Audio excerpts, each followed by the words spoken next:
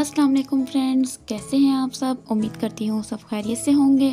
तो आज हम बनाने वाले हैं लुबनानी कबाब, जो कि बहुत ही मज़ेदार बनते हैं।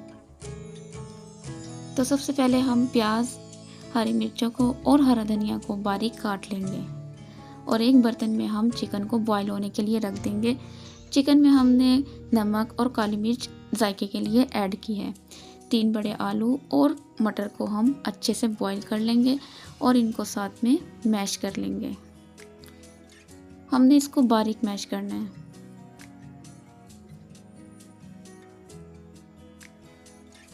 यहाँ हमारा ये अच्छे से मैश हो चुका है और साथ में हमारा चिकन भी बॉईल हो गया है।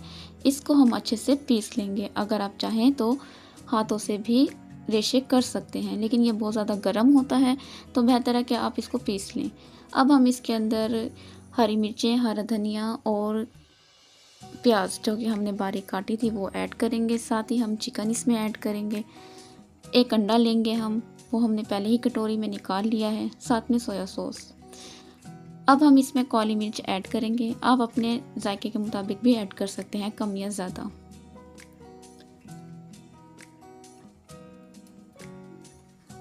साथ में हम इसमें 2 से 3 चम्मच सोया सॉस ऐड करेंगे और अंडा भी हम इसमें ऐड कर देंगे।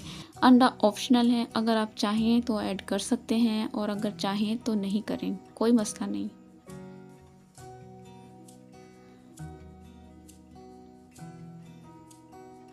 इसको अच्छे से मिक्स करेंगे।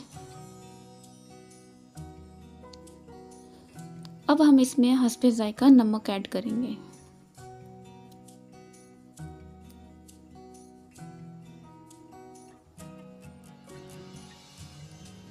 दो से 3 चम्मच हम इसमें रेड चिली सॉस ऐड करेंगे। इससे जायका बहुत ही मज़ेदार बनता है। यहाँ हम इसके कबाब बनाकर रख लेंगे और फिर इसको अंडा लगाकर हम फ्राई करेंगे। अंडा लगाकर फ्राई करने की वीडियो बनाना मैं भूल गई थी, तो उसके लिए सॉरी। तो आपने अंडा लगाकर इसको फ्राई करना है, लेकिन कोशिश कीजिएगा कि ये ब्राउन फ्राई हो, काले नहीं करने, और ये बहुत मज़ेदार बनते हैं।